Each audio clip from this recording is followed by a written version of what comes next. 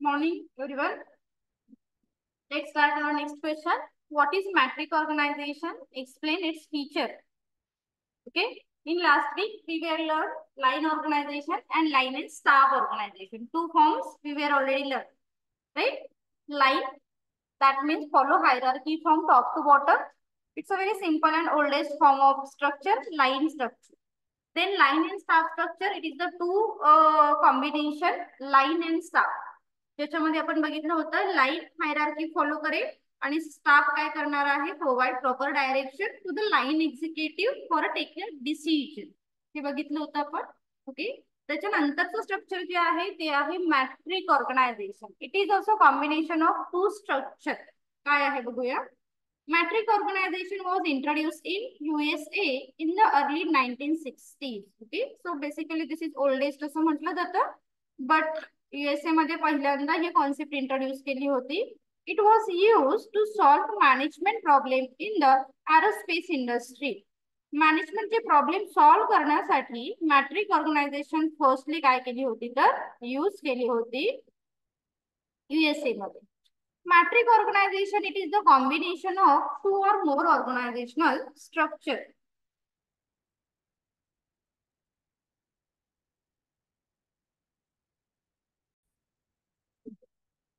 Matrix organization, it is the combination of two or more organizational structure. लक्षात ठेवा matrix organization मध्ये सुद्धा two organizational structure includes असते.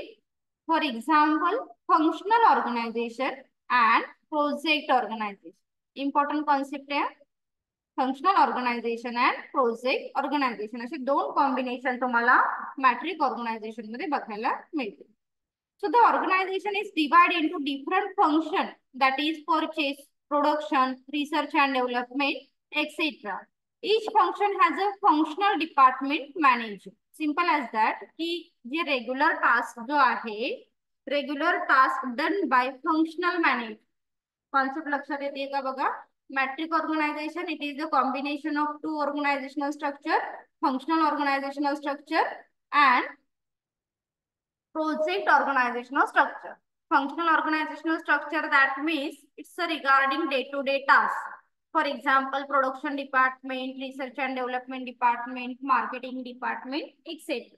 जे रेग्युलर काम करतायत त्याला आपण काय म्हणतोय फंक्शनल डिपार्टमेंट.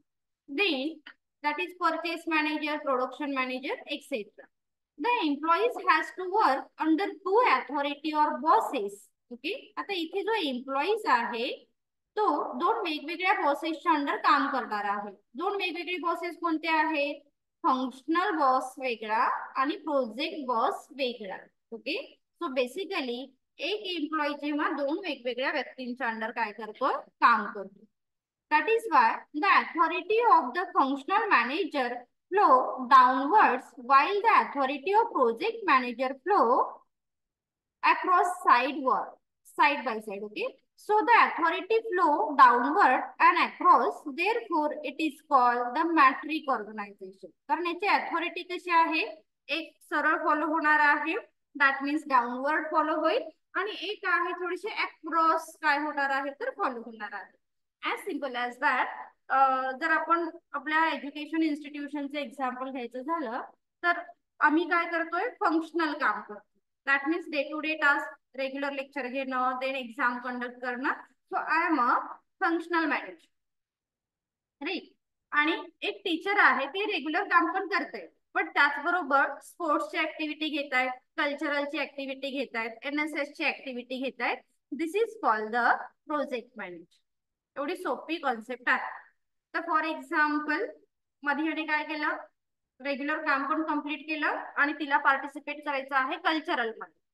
कल्चरलचे मेंबर कोण आहेत सपोज सिद्धी मॅडम कल्चरलच्या मेंबर आहेत. पण सिद्धी मॅडम रेग्युलर काम पण करतायत प्लस ऍडिशनल काम काय करतायत cultural. So student at the same time receive order from both bosses. मी माझं डेली काम तिला जे काही असेल ते सांगणारच आहे की तू हे टास्क कम्प्लीट केला पाहिजे. प्रोजेक्ट मॅनेजर काय सांगतोय तू डेली तुझं बघ बट त्याचबरोबर तुला जर वेगळं काहीतरी करायचं असेल because you are a talented student और you are a capable candidate. So mostly capable candidate doing two things at the same. लक्षात येते कॉन्सेप्ट. जो कपॅबल कॅन्डिडेट आहे अशाच कॅन्डिडेटना त्या प्रोजेक्ट वरती काम करायला अपॉइंट केलं. Are you getting my point? Concept लक्षात आली का? ओके, चला फीचर बघूया one by one. First feature आहे हायब्रिड स्ट्रक्चर. हायब्रिड कशाला म्हटलं जातं? जेव्हा कॉम्बिनेशन दोन स्ट्रक्चरचं होतं तेव्हा त्याला आपण हायब्रिड स्ट्रक्चर असं म्हणतो. So matrix organization is a hybrid structure because it is combination of two or more organizational structure. कोणते दोन स्ट्रक्चर आहेत सांग बरं अदनान? दोन स्ट्रक्चर कोणते? पहिलं आहे फंक्शनल स्ट्रक्चर आणि दुसरं आहे प्रोजेक्ट स्ट्रक्चर. अदनानचं लक्ष नव्हतं ना, दॅट्स वाय आय आस्किंग. की अदनान पापाचं लक्ष ते पप्पाला लगेच सांगतात.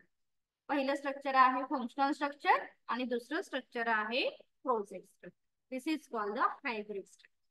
Clear first point. Next, functional manager काय काम करेल आणि प्रोजेक्ट मॅनेजर काय काम करेल हे लक्षात घ्या. ठीक आहे. So the functional manager has authority over the technical function aspect of the project. हे टेक्निकल वर्डिंग महत्वाचं आहे. Technical aspect of the project. The responsibility of the functional manager are: he decide how to do work, he distribute the project work among his subordinate, and he look after the operational aspect. Okay, ह्या सगळ्या गोष्टी कोण बघतोय? Functional manager बघतोय.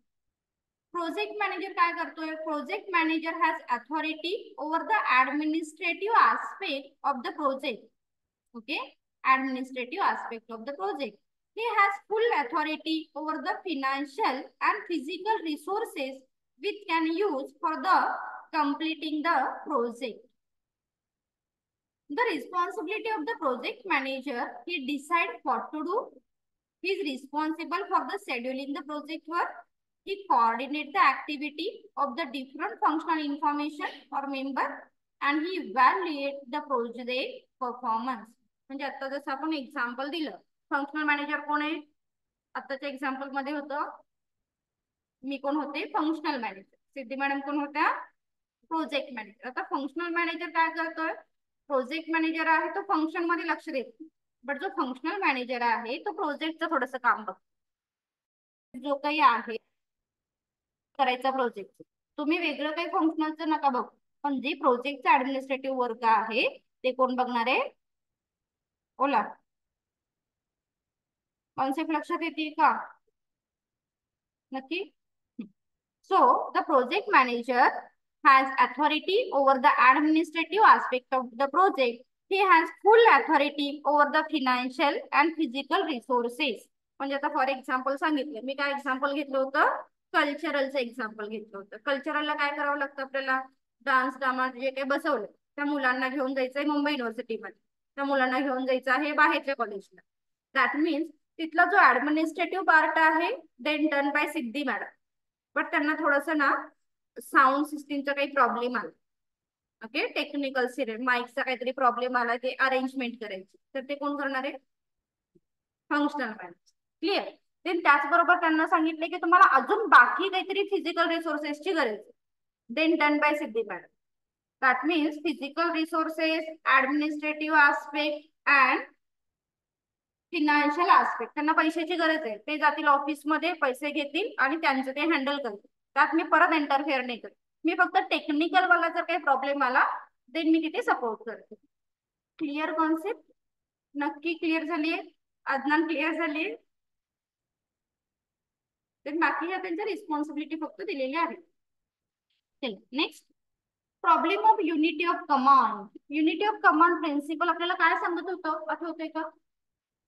Subordinate should receive order only one boss at a one time, and this is the exceptional thing of matrix organization, because in matrix organization subordinate should receive order two bosses at a one time. जसं आता मधियाचं example दिलं, मधिया फक्त माझंच काम ऐकते का किंवा माझ्या अंडरच काम करते का? नाही, मधिया अकॅडमिक पण सांभाळते आणि कल्चरल मध्ये पण प्रेझेंट करते. That means subordinate should receive order two bosses at a one time. Therefore, here said unity of command principle इथे फॉलो होत नाही. Are you getting? क्लिअर झाला point? Next, specialization. In a matrix organization there is specialized. कशाला specialize म्हटलं असेल मग?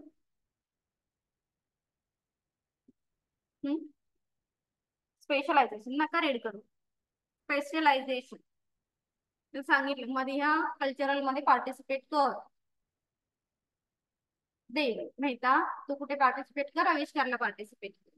Then नाही, श्वेताचं बेस्ट एक्झाम्पल. श्वेता पार्टिसिपेट करेल कल्चरल. पण श्वेता काय आहे? She is capable for in a cultural. Then Madiha is capable for आविष्कार.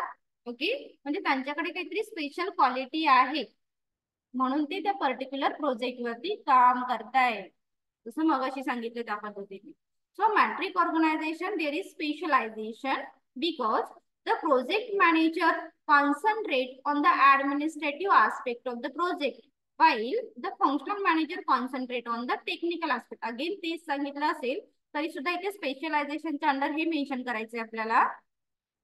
So subordinate specialize in particular or subordinate capable for doing a particular thing or specialized thing regarding project. हे explanation फक्त तिथे expected असेल. हे थोडंसं same झालं. Explanation ह्या पॉइंटला चेंज कर. स्पेशलायझेशन कुठे गरजेचं आहे तुम्हाला? प्रोजेक्ट साठी गरजेचं आहे. आता इथे जनरली कसं असतं, माझ्याकडे कोणती कमिटी आहे? Woman development cell. तसं प्रत्येक टीचरकडे एक ऍडिशनल काम दिलेले आहे. जसं सिद्धी मॅडमकडे काय आहे तर कल्चरल आहे. का आहे? कारण त्यांच्याकडे काहीतरी एक स्पेशल क्वालिटी असणार आहे जी कल्चरलला रिक्वायर आहे. ओके, म्हणजे त्यांचा आवाज छान आहे किंवा त्याच्याशी रिलेटेड त्यांच्याकडे नॉलेज आहे. स्पोर्ट्स डिपार्टमेंट मध्ये काही टीचर्स आहेत आपल्या कमिटीचे, कारण त्यांच्याकडे काहीतरी नॉलेज आहे. That means specialize staff appointed for a particular project. Are you getting? लक्षात येत आहे ना? Next, suitability. Matrix organization is suitable for multi-project organization. म्हणजे जसं आता आपण सांगितलं फक्त कल्चरल चालू आहे का कॉलेजमध्ये?